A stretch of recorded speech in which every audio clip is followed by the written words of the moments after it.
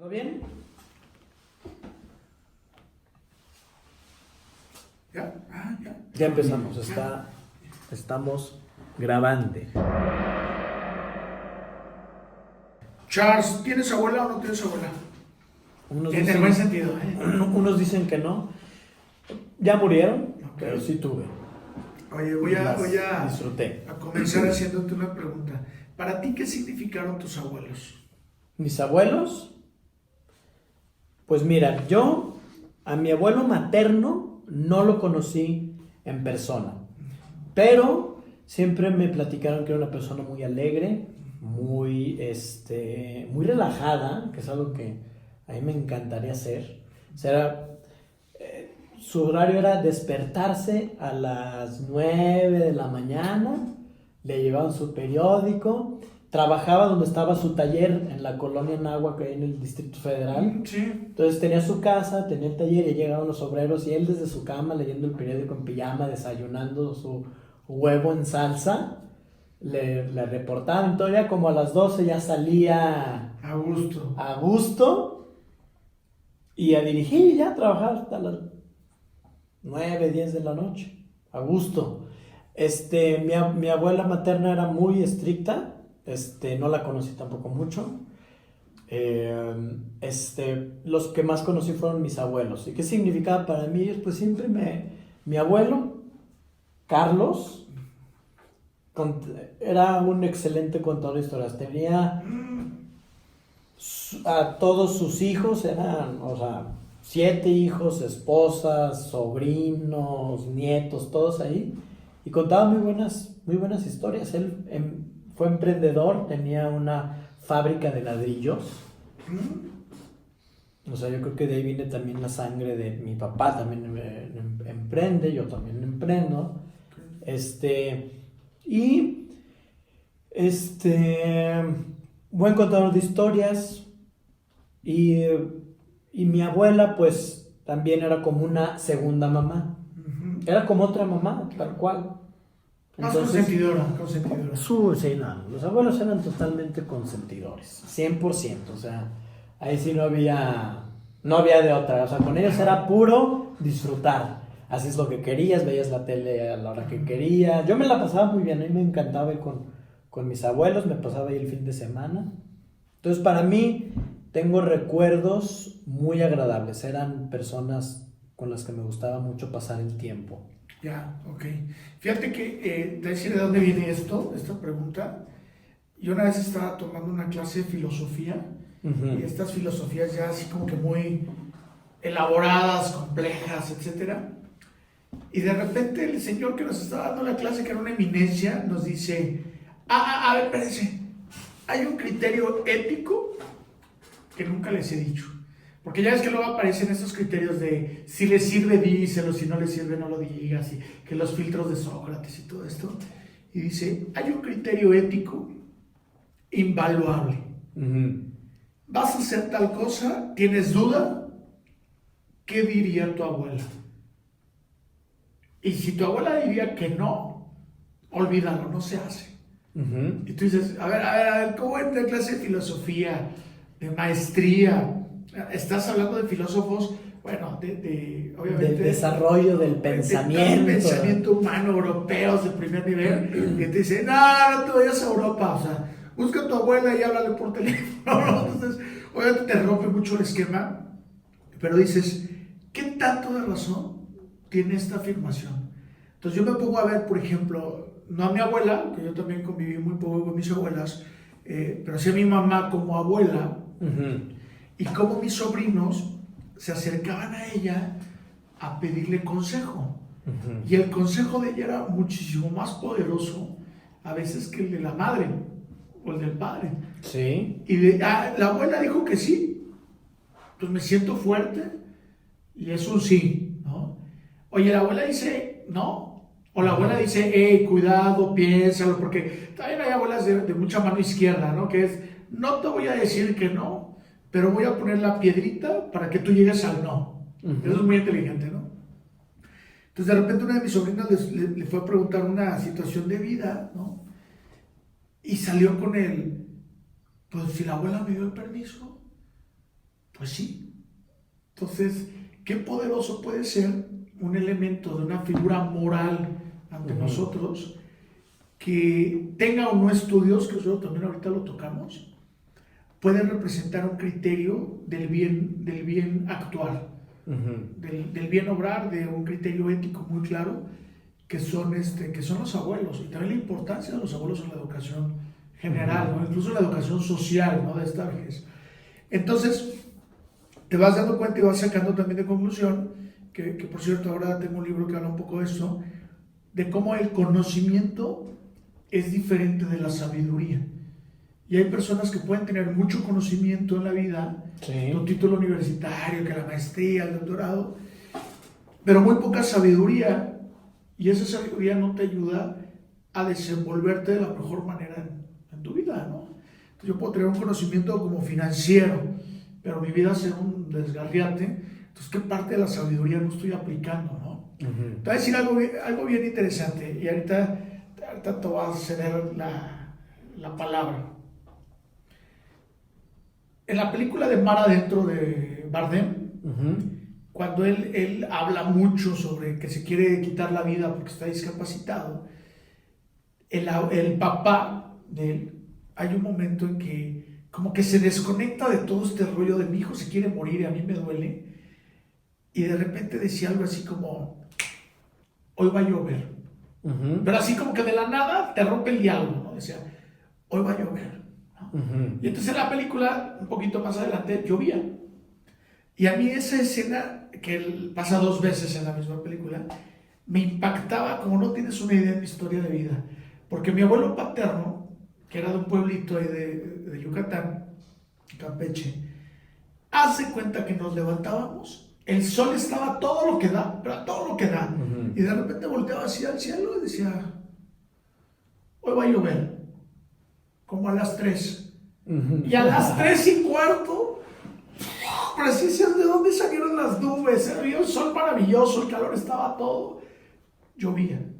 Un hombre muy sabio en la observación de los fenómenos. O sea, observaba los fenómenos, observaba la naturaleza y entonces veía los ciclos y las secuencias. Imagínate una persona que observa así no solo la naturaleza, sino los comportamientos humanos, lo que va a pasar después. No porque sea una persona que sea un predictor, pero sí porque va uniendo los hechos y puede sacar conclusiones de, oye, ¿y lo que estoy haciendo estará bien o mal? Ah, pues yo te voy a decir qué es lo que va a pasar y te va a llover o no te va a llover. Sí. Ahí están los abuelos. Sí. Ahorita mencionas, yo creo que hay algo, saber observar. Yo creo que una de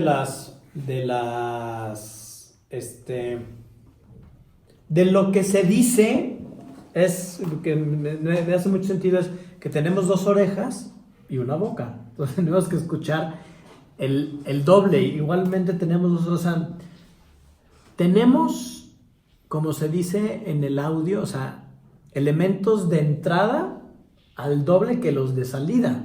Yo creo que ahí como que nos viene un indicador del procedimiento, porque muchas veces mejor preferimos hablar en lugar de observar y escuchar. Yo creo que una persona como los abuelos, precisamente de lo que quizás no sepan mucho de marketing digital ahorita, ¿verdad? O de cómo dar una clase para jóvenes que nacieron hace 16, 17 años, pero sí van a saber acerca de la vida. O sea, ¿y qué es esto de saber acerca de la vida? Es que pues ellos han estado en contacto con tantas personas que pueden identificar patrones de comportamiento, o sea, estamos diciendo muy técnicamente, pero un abuelo ha visto tantas cosas que ya puede identificar patrones de comportamiento de las personas que eventualmente llevan a algo. O sea, él te puede escuchar te puedes estar hablando de un millennial, pero pues ya tú le estás diciendo A, B, C, D, y él une los puntos, inmediatamente llega la experiencia, une otros puntos y te dice lo que va a pasar es esto. Exactamente. Y fíjate, el patrón justamente es la observación. Sí, incluso claro. En otro momento ya hablamos de este asunto de observarse a sí mismo, ¿no? Sí. Yo te decía algo que a mí me pasó. A mí hace un tiempo, unos años, me asaltan, me roban varias cosas y entre esas el celular. Entonces cuando tengo que ir a la procuraduría, que además dicho sea de paso me trataron muy bien, no tengo el celular. No fue comercial. Bueno. No, me trataron muy bien. A los amigos de la PGR, de la calle. A los amigos, 14, todo esto. Pues resulta que llego y mi primera idea es, voy a tener que pasar como 6 horas aquí, ¿no?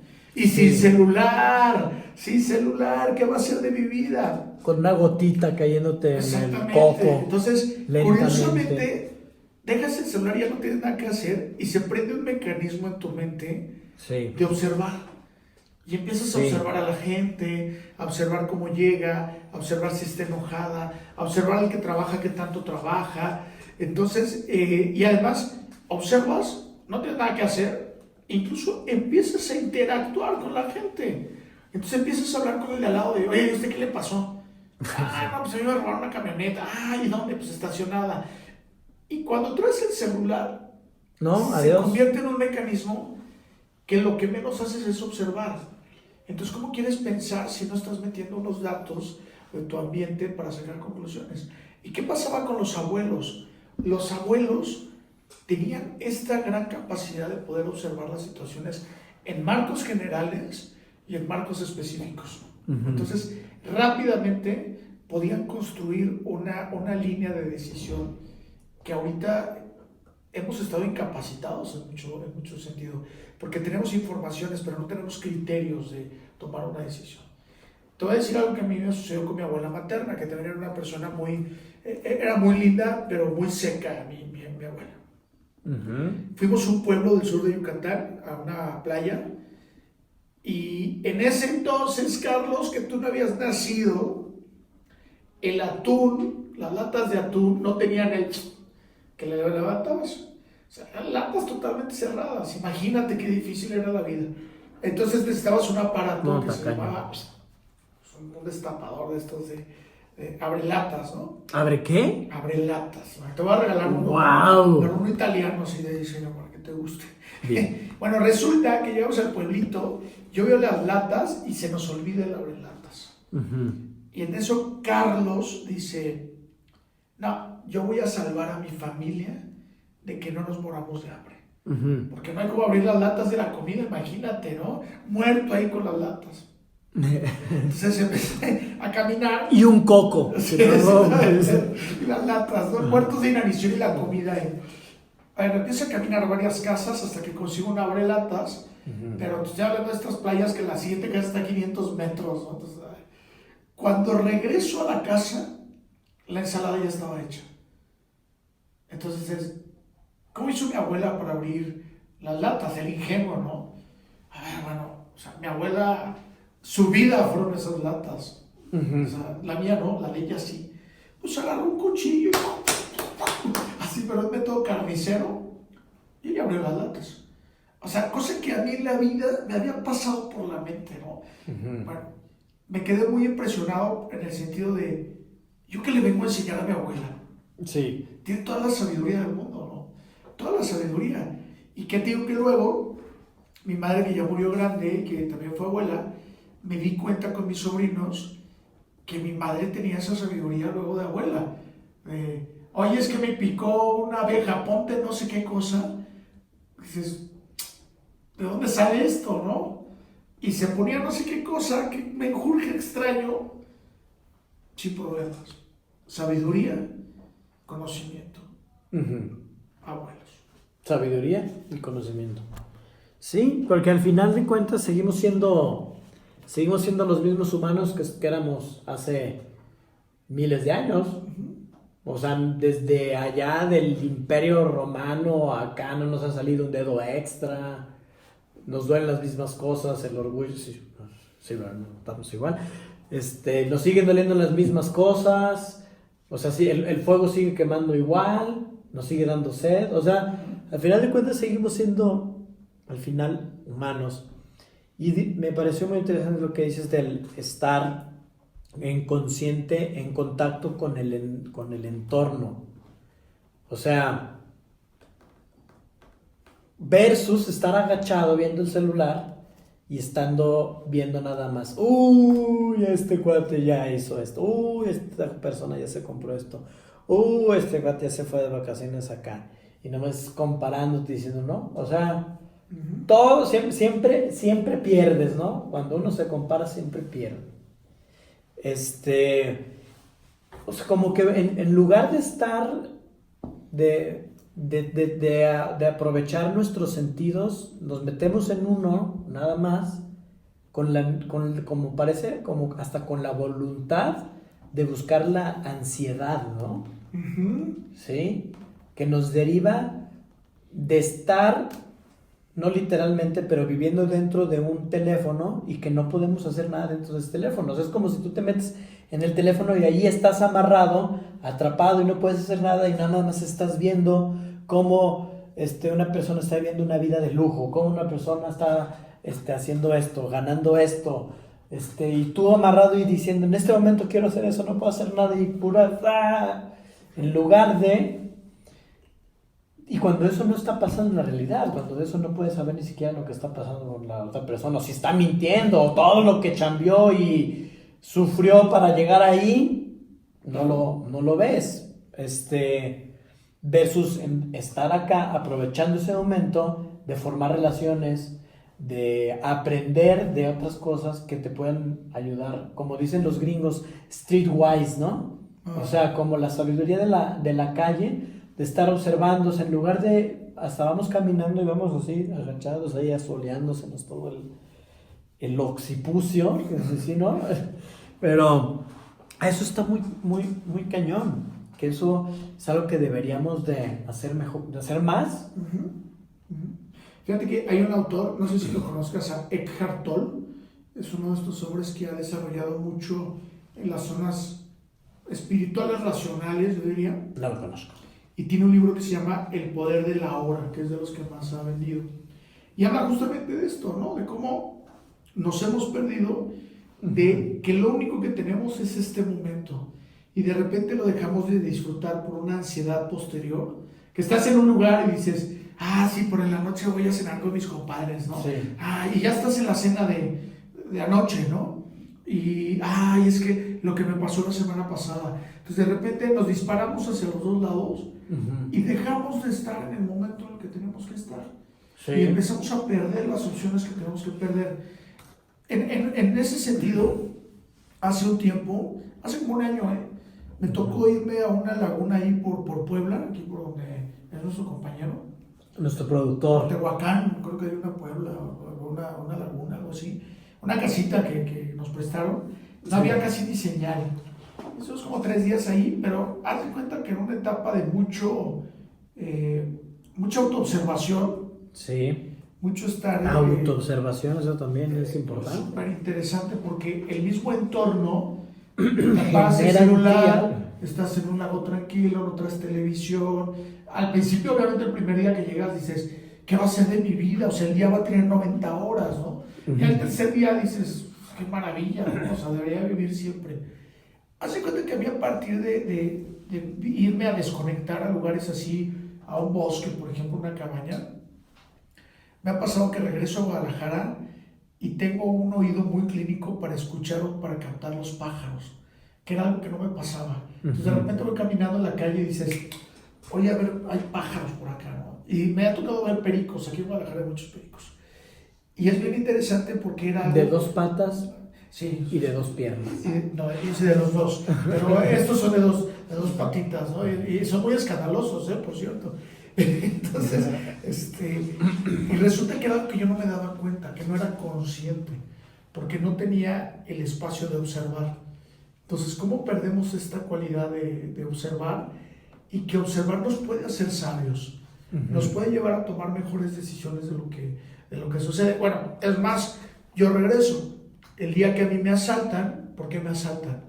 Porque venía hablando por celular, venía medio de mal humor con unas decisiones, voy colgando el teléfono, no observé mi entorno, y el cuate me estaba esperando. O sea, si yo me hubiera dado cuenta... Tú llegaste a él. De hecho, o sea, hasta fuimos muy amables ambos, tú me las llaves con todo gusto, ¿no? Pero si yo hubiera observado mi entorno, Ujú. probablemente hubiera evitado algo. Si hubieras estado en conexión con en el momento, Mindfulness. hubieras visto ahí un vato que se ve muy extraño, con una pistola, y dices, Exactamente. esto está fuera del lugar, pero sí, entonces llegas y nomás estás como caballo de calandria. ¿Lo has Exacto. visto? Exacto.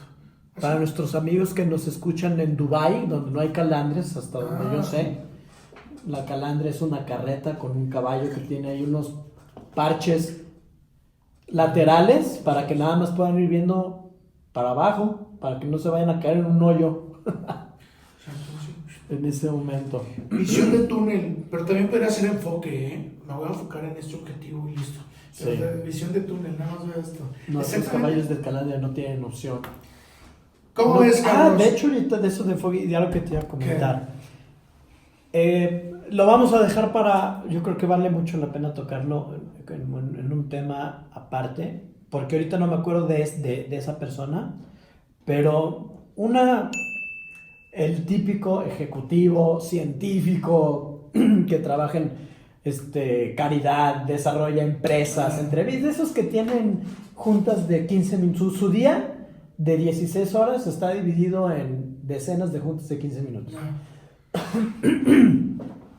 No te creas, es una persona que tiene todas esas ocupaciones, empresas, construye empresas, funda, invierte, caridad, todo, y es una persona que nunca deja de llegar a cenar a su casa. Fíjate. Sí. Luego vamos a hablar más de esta persona, pero dice que su éxito se basa en estar en el momento al 100. O sea, si tú tienes una entrevista con él, él va a dejar su celular, va a dejar su computadora, te va a ver en una sala y nomás te va a estar poniendo atención a ti. Y ya. Fíjate. Y después de ahí se pasa a lo siguiente. Y después de ahí se pasa a lo siguiente. Y termina todo. Y es una persona mega ocupada y precisamente siempre está. Su consejo es estar en ese momento. Oye, pero también, si nos ponemos a ver en un término más estricto, el tener la atención plena de una persona es un gran regalo, ¿eh? Sí, cañón. La atención es algo que yo puedo dirigir voluntariamente a quien quiero y a lo que quiero, y es un gran regalo tener la atención. Por eso hay que pensar también en el asunto cuando vamos curiosamente a estas comidas familiares con los abuelos, Sí. estar al 100% con ellos y aprovecharlos. Sí. Entonces, esa es la idea. Y bueno, yo lo que diría en la parte para cerrar es que a lo mejor algunos de nosotros ya no tenemos a nuestros abuelos cerca, pero bien podríamos conseguir un mentor que tenemos cerca a muchas personas con mucha experiencia, y ese mentor que nos pueda ayudar a observar y a tomar mejores decisiones con sus consejos, ¿no? Que estamos llenos de gente que nos puede ayudar, pero tener un mentor que nos dé esa luz, y es, ¿qué pasaría si le preguntas a tu mentor? Es que te da tranquilidad. Y que no tiene que ser alguien estudiado. No, sí, sí, totalmente. Por ejemplo, yo tengo mentores y te puedo decir que tengo el gran privilegio de tener un gran grupo de amigos al que yo sé que siempre puedo recurrir cuando tengo algún problema, y no sabes lo tranquilo que me hace sentir eso, porque yo veo, voy a tener una bronca y digo, pero puedo preguntarle a este cuate, le puedo preguntar a este otro, y ellos también. O sea, de hecho hay un libro, recomendación, de Keith Ferrazzi, que se llama Who's Got Your Back, y habla precisamente de eso, de la importancia de crear relaciones trascendentales en tu vida como base para el éxito. Entonces, y habla de todo porque nosotros como humanos estamos hechos para coexistir. No existimos aislados, exactamente, sino que necesitamos de otros precisamente para poder seguir adelante. Y habla precisamente de eso. Wow. Ya lo escribí. Es muy bueno. Vamos a buscarlo. para la Kindle. Muchos comerciales. ¿Listo? Muy bien. ¡Vámonos! Acude al abuelo, a la abuela, a la abuela. Vamos a hablar de nuestros abuelos. Los que todavía tienen, háblenles ahora para saludarlos. Nunca va a ser mal recibido un saludo. Así es. Un saludo sincero. Gracias.